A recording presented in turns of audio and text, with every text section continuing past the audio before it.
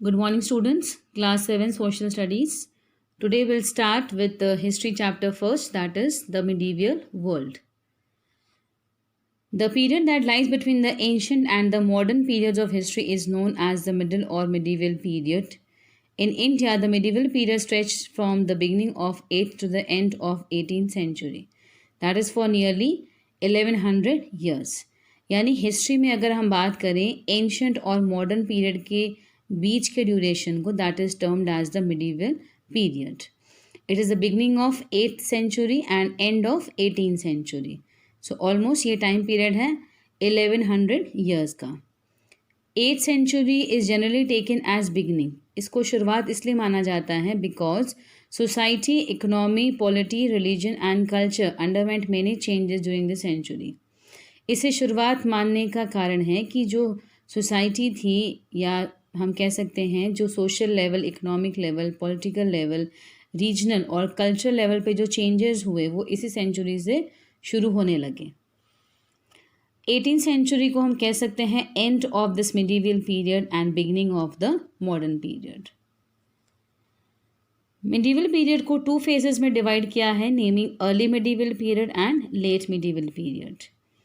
जो 8th से लेकर 13th सेंचुरी तक का पीरियड है that is termed as early medieval period, और इसके बाद 13th सेंचुरी से जो 18th सेंचुरी का पीरियड है that is termed as late medieval period.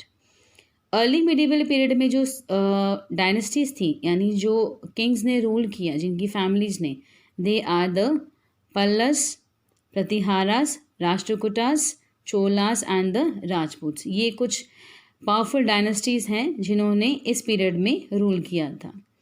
If we talk about the late medieval period, we have the Turks, the Afghans and the Mughals. Many names of India. India के बहुत सारे नाम हैं. As you all know, we call India as Bharat also and Hindustan also.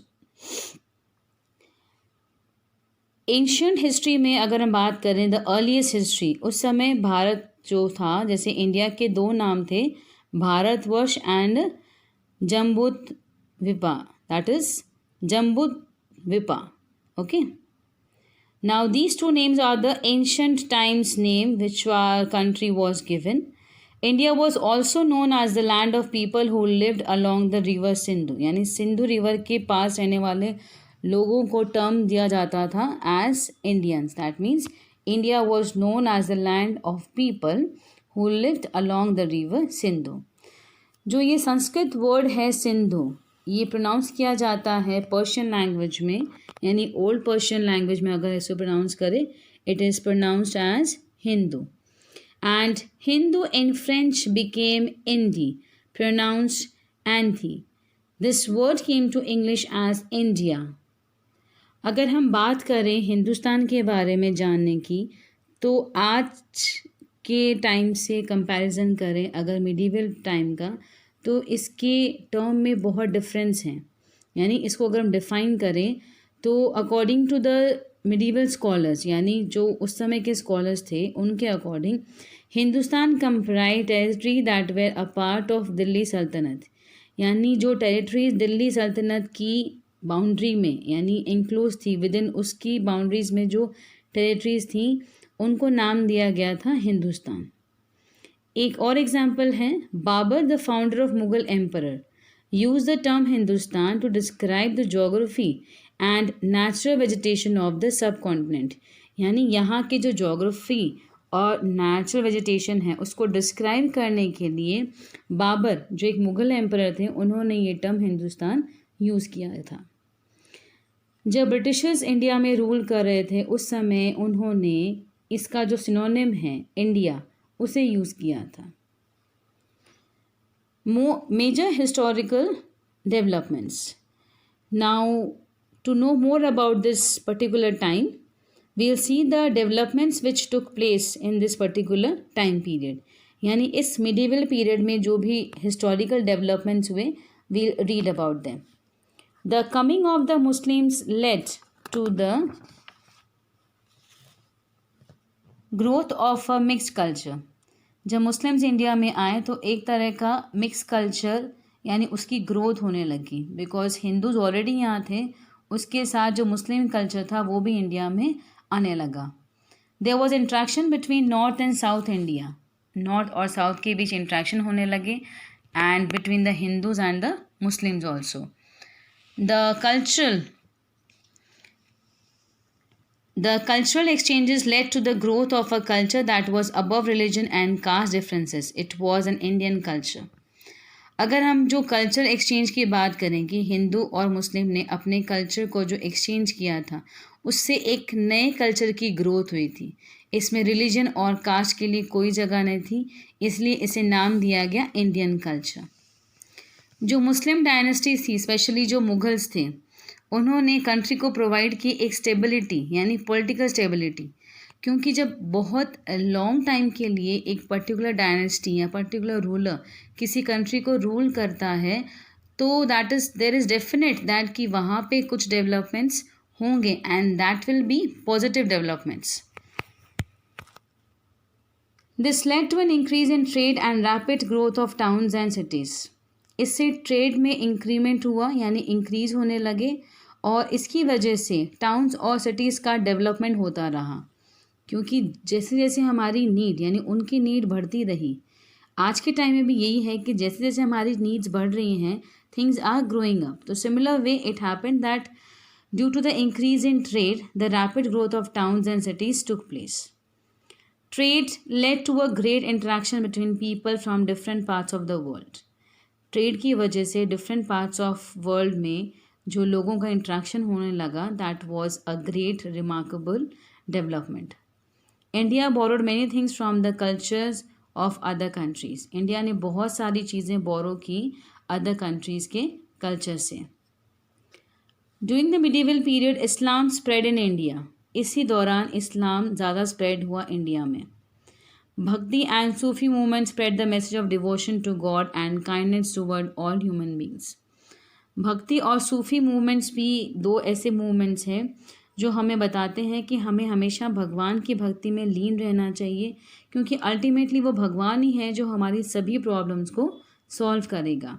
And kindness towards all human beings that is हमें सबकी तरफ kindness वाला nature रखना है.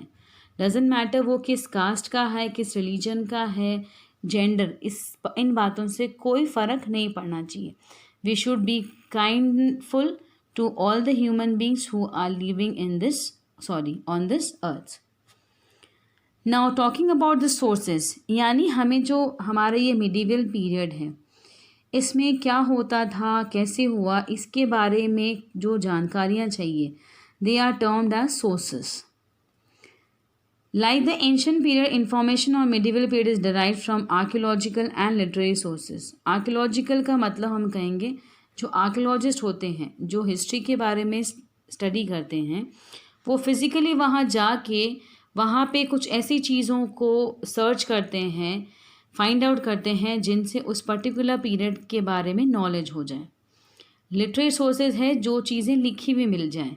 If we get information that is in written form it is very useful and more we can see कि अगर किसी ने उसको लिखा है तो बहुत जानकारी में या डिटेलिंग में मेंशन होगा तो हमारे लिए बहुत इजी हो जाएगा इस पर्टिकुलर पीरियड के बारे में जानने के लिए. There is an abundance of sources for this period. अगर हम देखें तो इस पर्टिकुलर पीरियड के बारे में हमारे पास जो सोर्सेज अवेलेबल हैं वो लार्ज क्वांटिटी में हैं. The books written during this period are available to us and the monuments that they constructed still stand. जो मॉन्यूमेंट्स उस समय बने थे यानी जो हम देख सकते हैं आज हमारी प्रेजेंट इंडिया में ये उसी पास्ट का एक डेवलपमेंट है. That is why we know much more about the medieval period than the ancient period. क्योंकि इस पर्टिकुलर पीरियड में इन सब चीज़ों पे बहुत ज़्यादा फोकस किया गया. That's why we are able to know more about this period. इससे पहले का यानी जो एंशिएंट पीरियड है शायद उसके लिए ज़्यादा सोर्सेज अवेलेबल हमें नहीं हुए हैं. So we are not knowing much about the ancient period rather than this medieval period.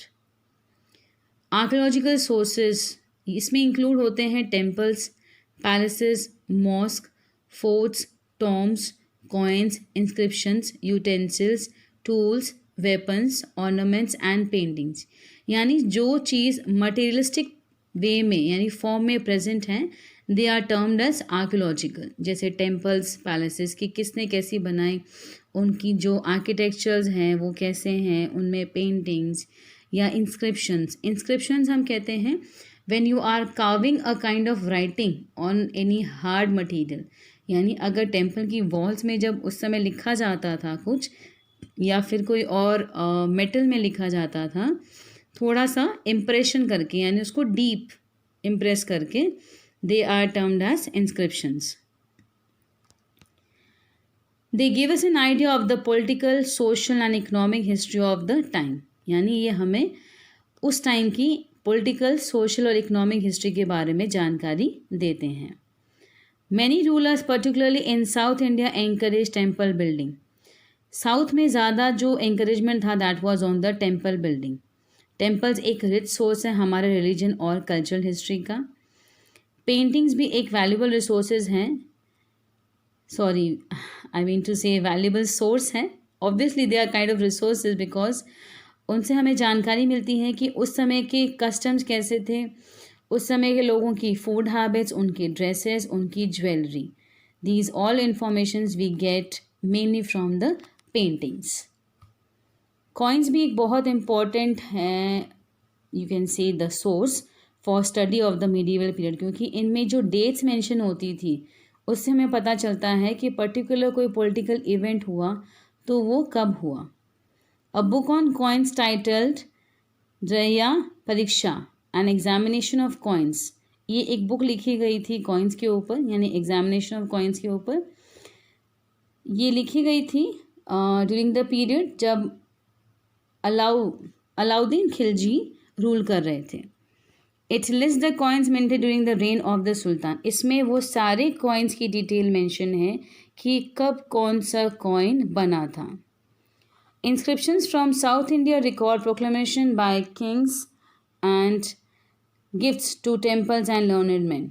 जो साउथ इंडियन टेम्पल्स में जो इंस्क्रिप्शंस हैं यानी जो लिखावट है वो बताती हैं कि जो ऑफिशियल अनाउंसमेंट होते थे यानी जो इम्पॉर्टेंट मैटर्स होते थे उनके ऊपर जो पब्लिक या ऑफिशियल अनाउंसमेंट होती थी राजा के द्वारा, तो वो उसमें मेंशन्ड है। So we get idea about all those things also. कुछ इंस्क्रिप्शंस कॉपर प्लेट्स में भी रिकॉर्डेड होते थे और कुछ होते थे टेम्पल की वॉल्स पे। अगर हम बात करें लिटरेरी सोर्सेज की यानी जो रिटन रिकॉर्ड्स हैं, तो ये पॉसिबल हो गया था इस पर्टिकुलर टाइम पीरियड में because paper was easily available during this period. Literary sources में इंक्लूड है chronicles of court historians, biographies, autobiographies, फरमान्स and correspondence letter of the kings, other court record such as those regarding justice and taxes and travelogues. यानी ये सारी चीज़ें record form में थी। Chronicles अगर हम समझें तो ये होता था कि जब कोर्ट में यानी पर्टिकुलर किंग जब अपने कोर्ट में बैठता था और उस समय जो जो इवेंट्स हुए या उन्होंने जिन इश्यूज़ पे डिसीजन लिया या डिसाइड किया कि उन्हें अपने किंगडम को बढ़ाने के लिए क्या मेजर्स लेने हैं या इम्पोर्टेंट डिसीजन जो भी हुए, those all details are mention in this chronicles. Biographies books होती हैं जो एक इंसान किसी पर्टिकुलर लेजेंड के ऊपर लिखता है। ऑटोबायोग्राफीज़ वो होती हैं, फॉर एग्ज़ाम्पल मैं अपने बारे में अपनी ही स्टोरी खुद अपने लैंग्वेज में लिख रही हूँ, यानी मैं अपने आप से अपने लाइफ के बारे में बुक लिख रही हूँ, that is termed as autobiography.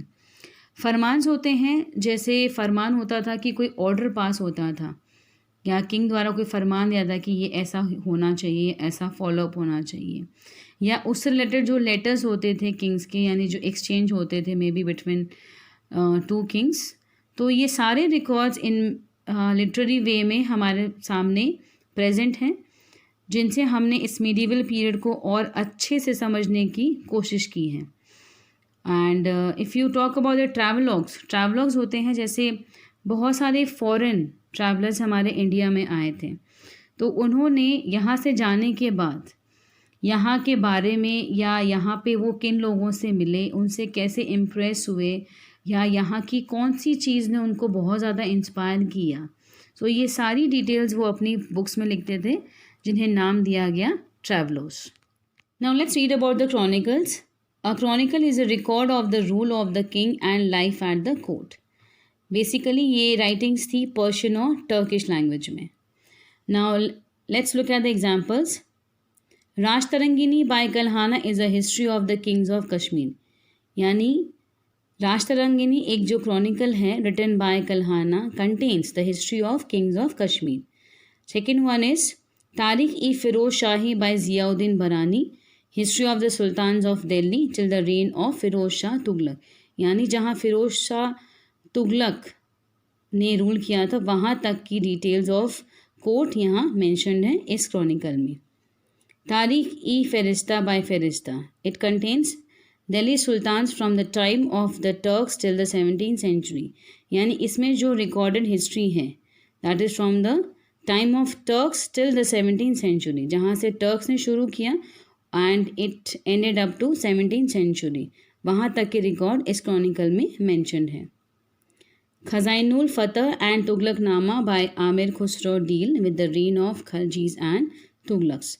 Rain हम कह सकते हैं द पीरियड ऑफ टाइम जब तक एक पर्टिकुलर किंग ने रूल किया हो, that is termed as reign. और रूल एज अ मोनार्क, यानी एक किंग जो होता था वो एक मोनार्क की तरह था कि सारे डिसीजंस वो खुद ही लेता था. जनरली वो ज़्यादा डिस्कशन या कंसल्टेशन किसी से नहीं करते थे. Autobiographies and biographies. Among the autobiographies the most important are Futuhat i Firoz Shahi by Firoz Shah Tughlaq, Baburnama by Babur and Tuzuk i Jahangiri by emperor Jahangir. ये बुक्स इन्होंने खुद लिखी अपने बारे में, दैट इज़ ऑटोबायोग्राफी.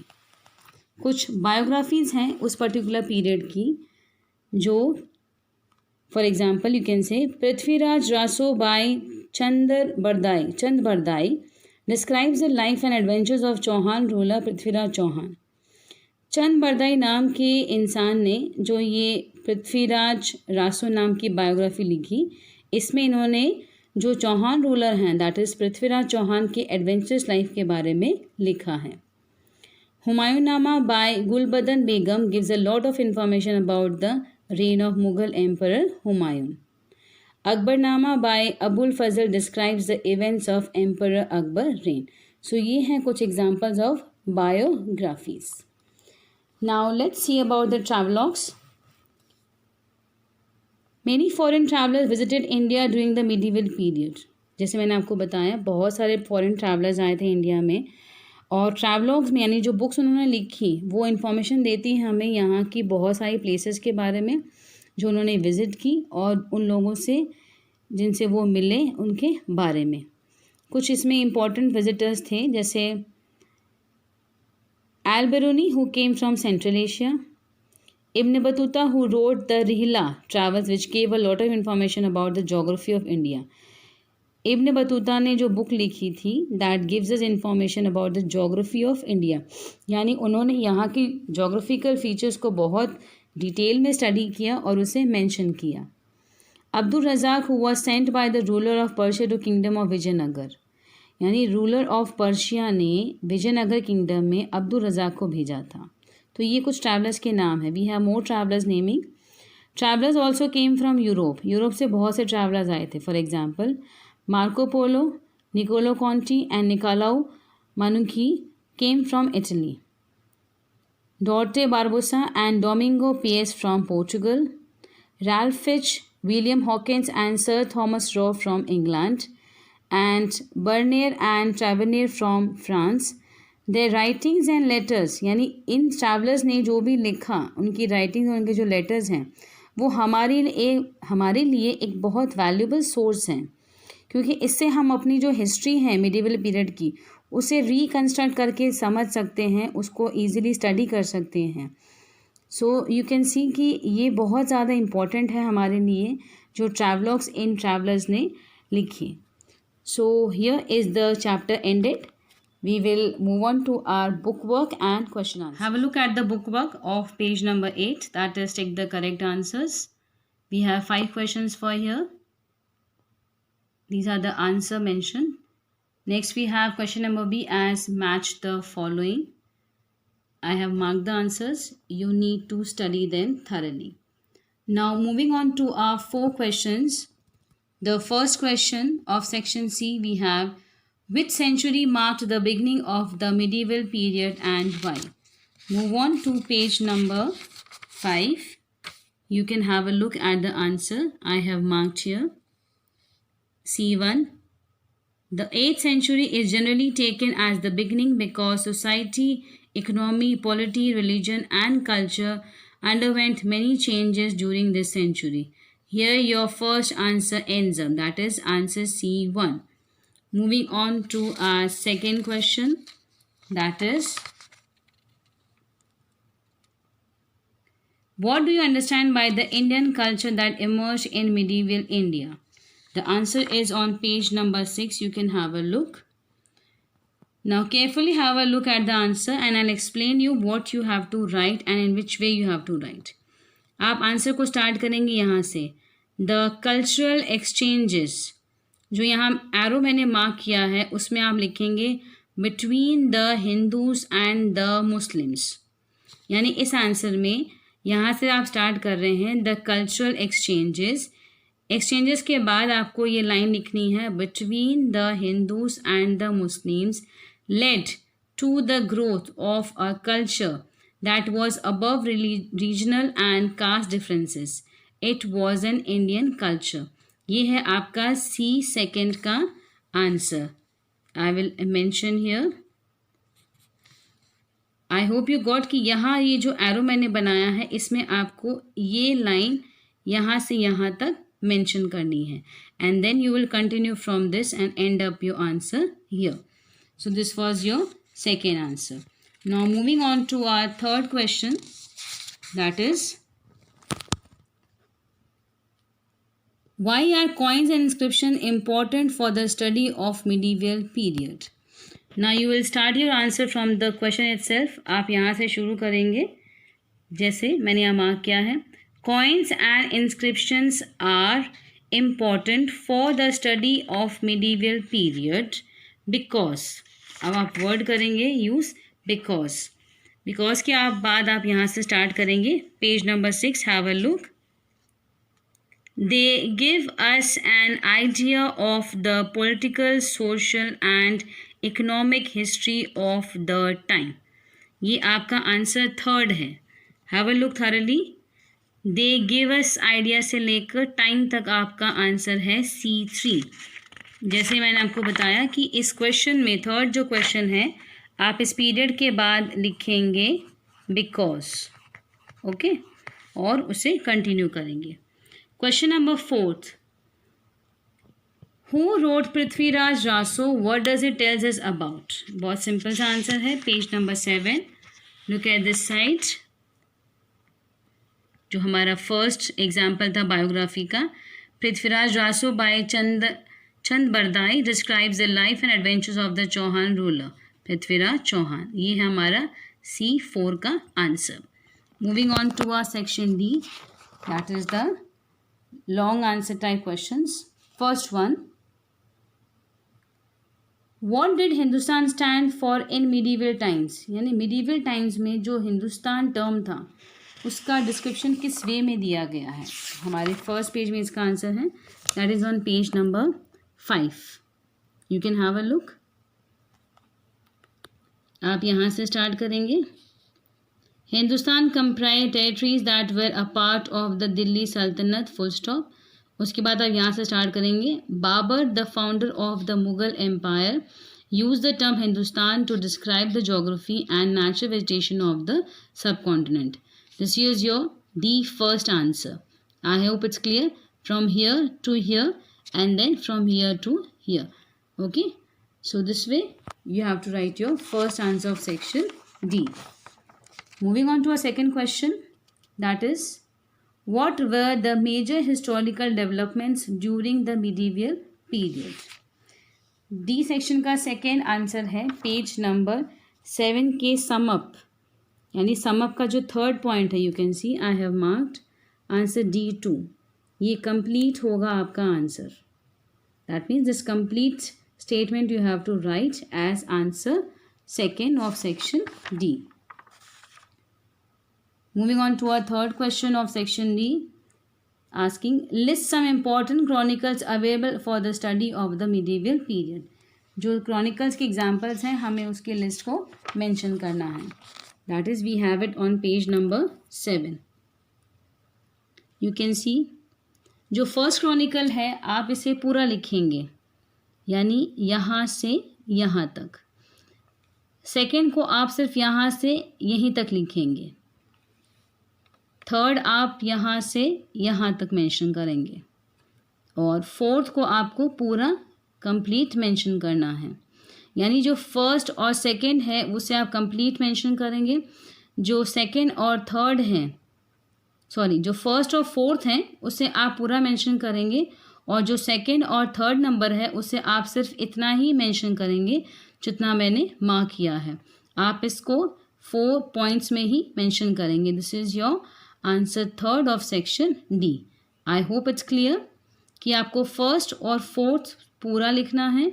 सेकंड और थर्ड जितना मैंने मार्क किया है उतना ही आप मेंशन करेंगे. You right it in point form. The last question of this section is, how are travelogues an important literary source? जो travelogues हैं हमारे लिए एक important literary source कैसे होता है? You will start your answer here. Page number 7 में है, travelogues give us a lot of information about the places. अब यहाँ जो word है they, ये आप नहीं लिखेंगे. इसकी जगह आप वर्ड यूज़ करेंगे information about the places. The यहाँ एक वर्ड ऐड करेंगे, the foreign travellers visited, okay, and the people they met. मैं दोबारा बता दूँ. You will start your answer here. Travelogues give us a lot of information about the places the foreign travellers visited and the people they met. यानी जो word दे है, दे की जगह हम मेंशन करेंगे द फॉरेन ट्रैवलर्स. तो ये आपके फोर्थ आंसर का फर्स्ट पार्ट है. इसका सेकेंड पार्ट आप एंड में देखिए, यहाँ पे मार्क किया मैंने. Their writings and letters are a very valuable source for reconstructing the history of the medieval period. So ये सेकेंड पार्ट है D4 आंसर का. As you can see I have marked D4. इसका first part मैंने आपको बताया. आप इस दे word की जगह लिखेंगे द फॉरेन ट्रैवलर्स और आपका आंसर स्टार्ट होता है यहाँ से. You will start with the capital letter. Format आप सबको पता ही है नोटबुक में कैसे लिखना है. Neat and tidy way you will complete your work and submit it. मैं आपसे रिक्वेस्ट करूँगी कि जिस दिन ये वर्क दिया जाए आप उसी दिन, the same day you will submit your work. It is not tough for you because अभी आपके पास इनफ टाइम है घर पे. आप आराम से बैठकर चैप्टर को रीड कर सकते हैं, वीडियो को देखकर समझ सकते हैं, and you can complete your work on time and submit it by 5 PM as every video instructs you the same thing. I hope it will be easy for you. Now go through the video and try to understand and complete your work on time. Thank you, class.